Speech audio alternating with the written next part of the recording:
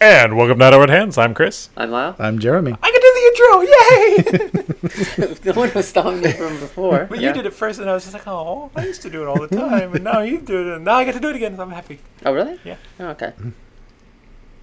Your voice begins every episode, so. Oh, really? Yeah. Oh, okay, well then. Welcome to the Out of Hands. I'm your sexy host, Chris. Yeah. Well, thanks for joining us. Today we're going to be talking about a change that we saw in Pathfinder 2e, and it's in the playtest. And certainly something that people are discussing online of whether or not D&D should make this change. Discussing.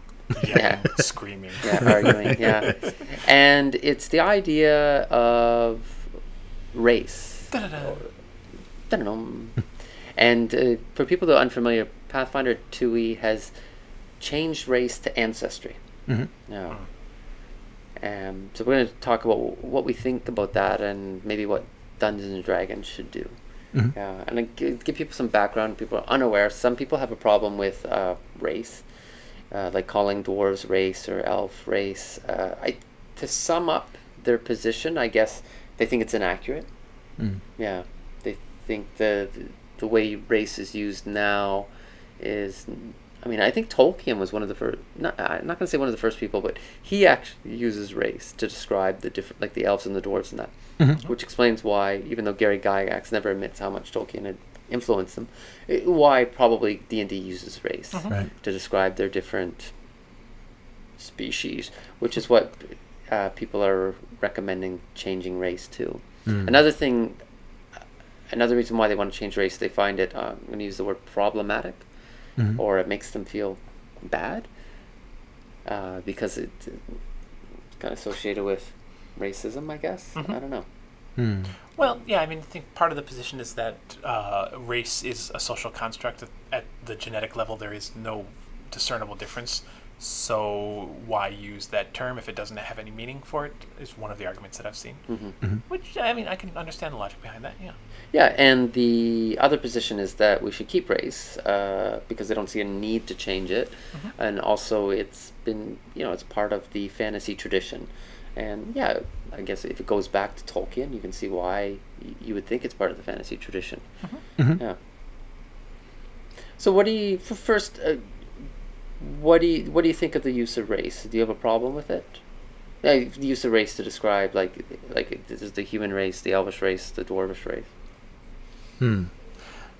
No.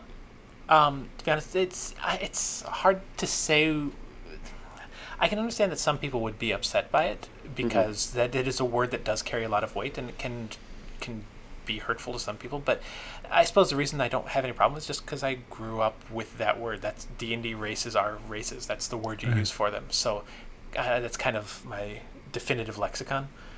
So it was never anything that bothered me that I thought about, but then again, I'm a white guy, so it's race isn't really an issue, especially because I don't live in America anymore. So yeah. Oh, there's racism in Japan. There is, but there's not discussion of racism in Japan. It's one of those kind of underwater things, undercurrent things. Yeah, So. the Japanese don't think they're better; they just know it. I did remember I got kicked out of a hotel once for being white. And I saw a sign like "No foreigners allowed" at a bar You once. see those, and we had a landlord not want to rent to Yeah, us. I got that a lot. Yeah, Because I was white or a foreigner. yeah. So Right. yeah, I've gotten my fair share of racism. Actually, but, I had something today on the train. This guy tried to cut in front of me. Yeah. An older gentleman, we'll say, and I'm like, no, you're not doing that. It was like silly because there was no seats on this train anyway. It was like, what are you gonna fight? It just seemed dumb to cut in front. And then he's like, yeah, I'm Japanese. You don't understand because you're a foreigner. Like, where are you supposed to stand? I was like, I was standing where I should have. And guess where you're gonna be standing? Right here, behind me. And yeah, he was not happy. I ended up saying, like, how old are you? Like, you 8? No. I can understand. I personally don't have a big problem with the use of the word race, but I can understand the problem with it because it kind of suggests a kind of quantitative comparison, so racial superiority.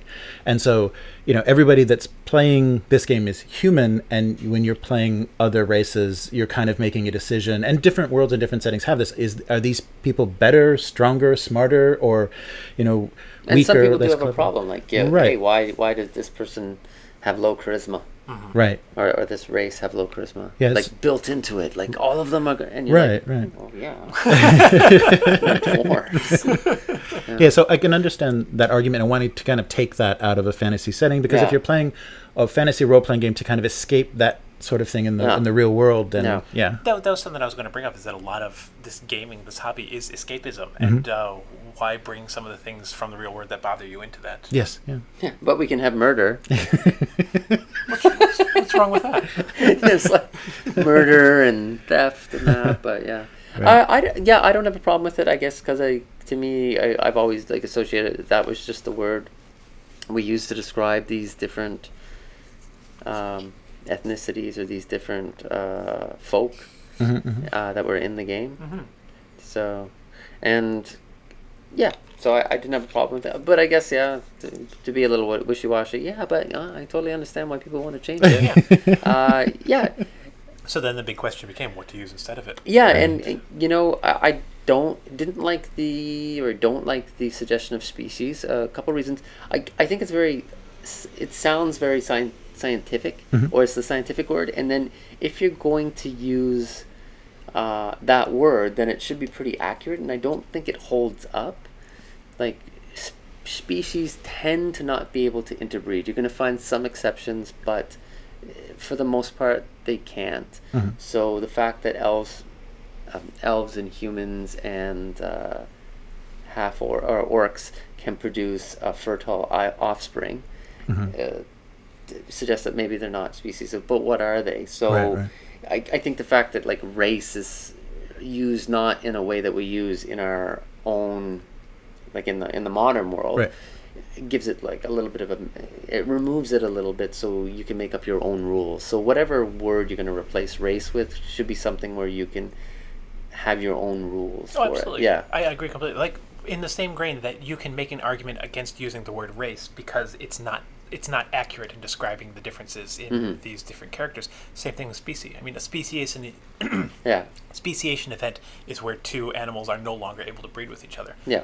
And that's not true for D&D. So, if in the same grain that race doesn't work, I don't think species does either. Yeah, I mean, if we're going to have the argument, let's choose something that's going to maybe not kill the argument, but certainly not going to just move, the complaints from one side to another, and we just continue it on. Yeah. This is really a kind of a personal thing, but it doesn't sound fantasy to me. The word species. And also that. Yeah, it sounds more science fiction or whatever. But that's not just a... And kind of from a political point of view, or is that, I mean, we have two sides that are, and there's a lot of people in the middle, but there's two sides that are fighting it out. And if you're going to change or remove race from Dungeons and Dragons, it's kind of giving one side a little bit of a win. So if you're going to give it, so to kind of, I don't know, mollify the losing side or to soften the blow, don't change it to the name that the one side wants. Because if you like take away race and then say and it's species, you got everything, the one side gets everything, then the other side I think is going to be more they get triggered. They get triggered. They're going to be more upset by that. So kind of like be a little bit diplomatic. And so, okay, you're losing race, but we're not going to give them species. So calm down, yeah. And the other one wants to go, hey, we got rid of race, you got that. And they're like, why not species? I'm like, oh, come on, you want everything? So, yeah, I would try to, it's not a little bit of a compromise, I suppose. So, like, everybody loses a little, but everybody wins something, kind of thing. And Pathfinder went with Ancestry. And I know, I think it's Jerry Crawford or something Crawford. He's in charge of the rules for Dungeons and Dragons, has come out and said that they're thinking about changing race, but they won't change it to species. And Pathfinder changed it to Ancestry. And you guys happy with that? Very. I think that's a great word. I think it's even better than race. Yeah. Okay. I think it works okay because an important part of a lot of backgrounds of different groups is grudges and hatreds and very old, based on old ancient wars or conflicts. So I think ancestral grudge and racial, grudge work Yeah. in the same kind of way. Species grudge doesn't work anymore. Yes, right. Right. But what about the fact that if you were a human raised in a dwarf, a dwarven community, that wouldn't your ancestry then be dwarven if you're raised in those traditions? No. No, you wouldn't say? Because ancestry is your lineage, right? Right, but Another good one. right. But if you were adopted into that and maybe orphaned, you have no more connection or maybe no knowledge of that. Would that change your? I mean, that's the only thing that I would think ancestry has some vagaries, because if you're cut off, if you become cut off and kind of transplanted into a different community, your ancestry changes. Yeah, I get Does it though?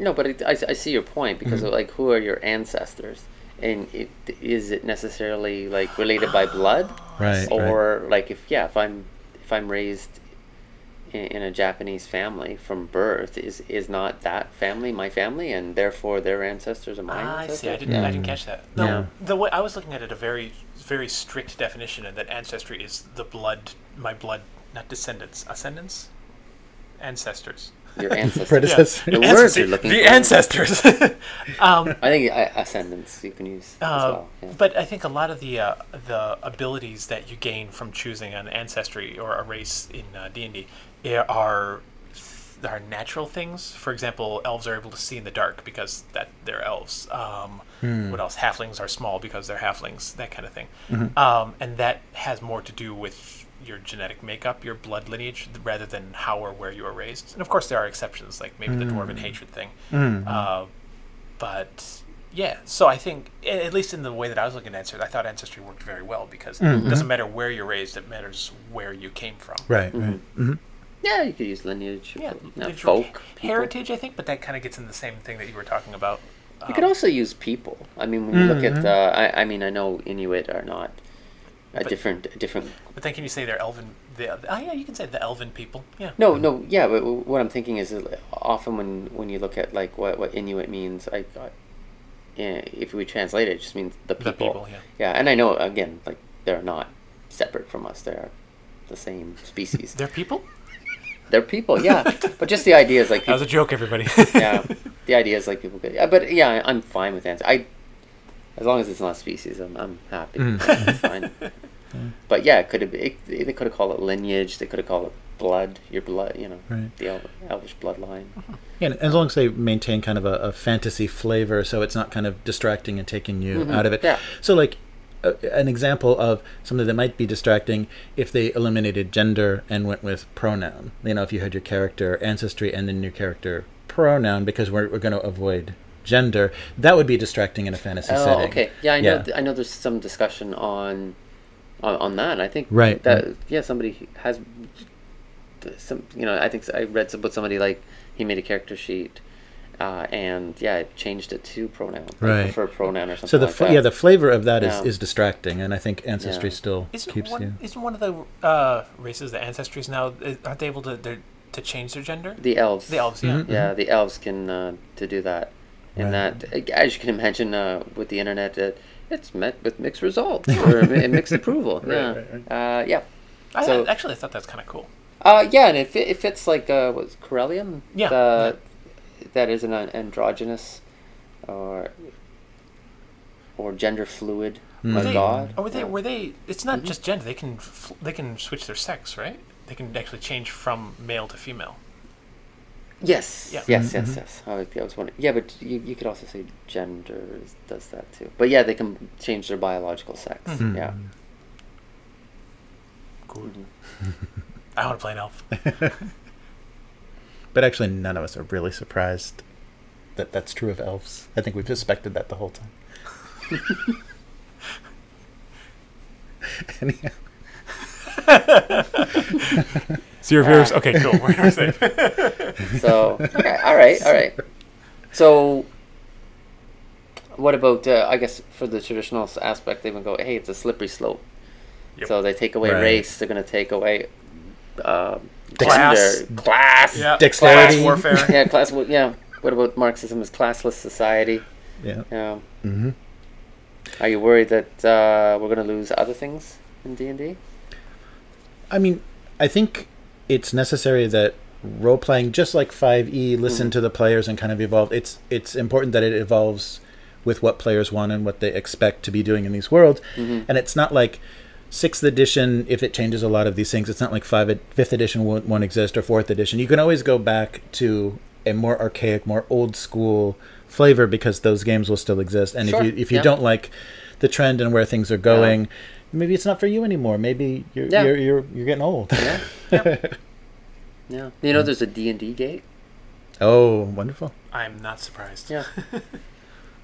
It's like a mouth, though, like a demon's head with an open mouth and teeth? No? Check for traps. No, it's not bad. I should have laughed harder. I love that's entirely conscious on his part. I should have found that funnier than I actually did. Yeah.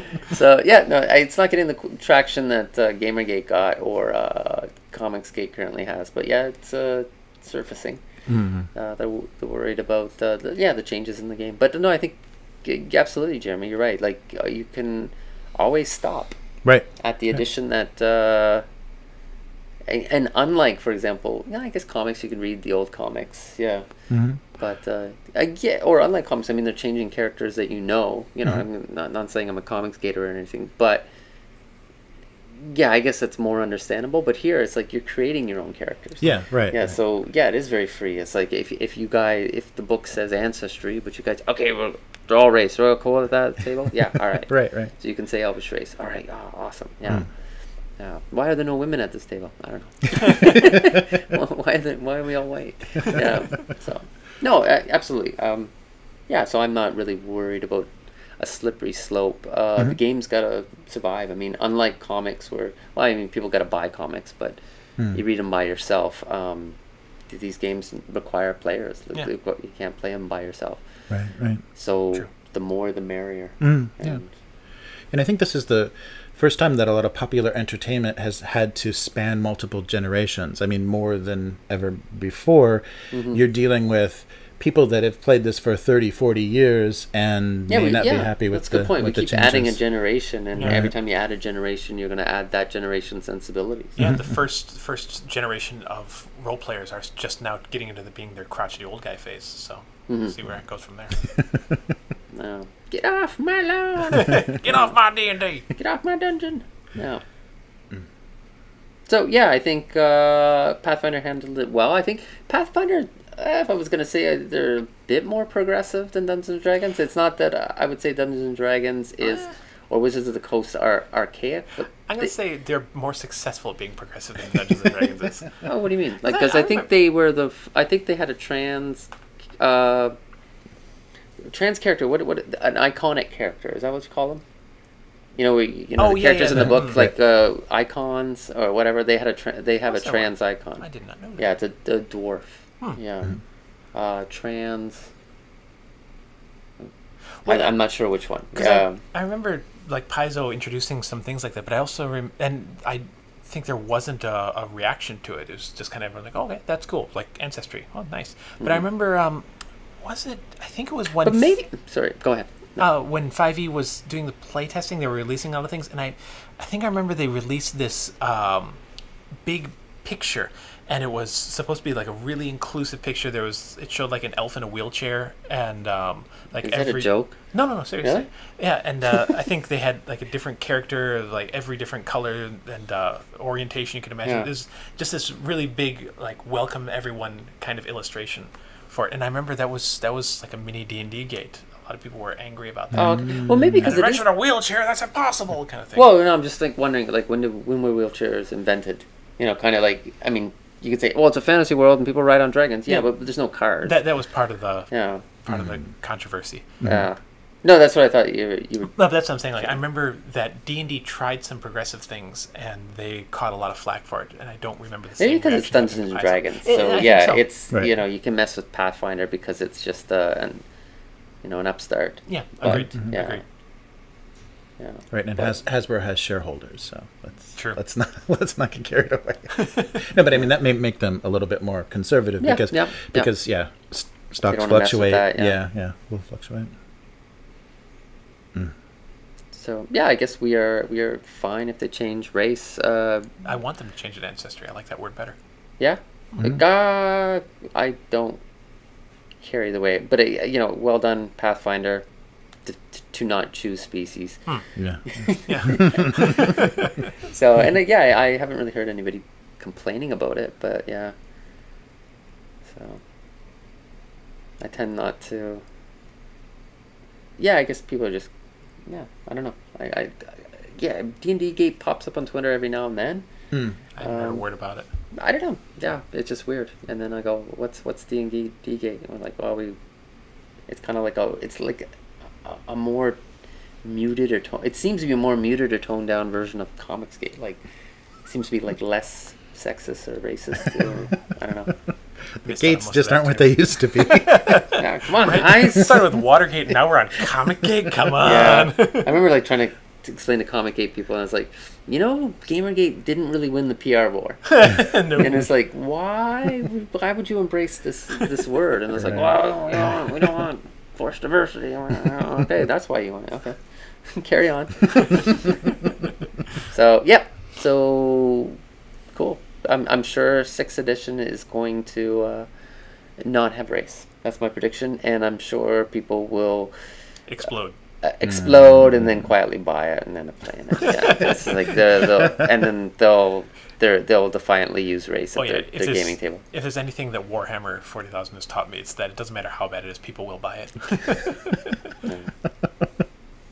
It would be nice if the character sheet is just a bunch of blanks for you to fill in. Oh, that's cool. Yeah, we just don't want to step on any toes here. I was going to say that about, the game is, the mechanics of the game is assigning templates on top of one another. So if you get rid of race, you have to give something to feel special. But what would feel more special than designing your own individual character from absolute scratch? The pages are blank. It's just actually just like elves in wheelchairs or not.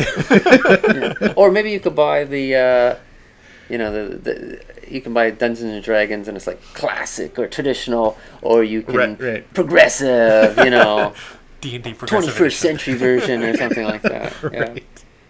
Yeah. And you open it up and like the classic version, everybody's white. Yeah, it's just like it's like the only like the non-combat characters are female. It's like, stuff like that. I remember I had one of the big what was it called? It was called the D&D Cyclopedia, not encyclopedia, but cyclopedia. Yeah. So that was like the basic. Yeah. I had that book, and I remember being kind of surprised by illustrations because I got that probably when I was a sophomore in high school, so about 16 years old. Mm-hmm. But there were 2 or 3 illustrations of it that showed an illustration of a gaming group, and it was all these fat old guys. And it really weirded me out because like at that my impression was that kids played D&D, not old guys, and yeah, that weirded me out. A bunch of old white guys, and now I am an old white guy. Right. I'm playing D&D. Flash forward. I know. That's always funny because everybody plays D&D, men and women, but then it's kind of funny because I always think it's more diverse than it is, because then you see, hey, here's me in the gaming store, and it's all like fat white guys. Like, so, of course, there are fat white women too. Thank you for clearing that up. Yeah. How much of this is going to be? That was a 5-minute episode. Yeah. So I guess repeat for the 3rd time. Well done, Pathfinder. Yeah. Good. You're really winning that race, but I'm.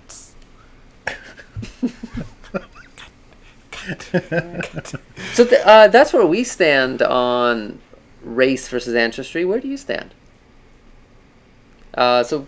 Please put your comments below. Yes. Flame on. Flame on, yes. Our very wishy-washy stance. Yeah, we're straddling. Yeah, that was a lukewarm hot take.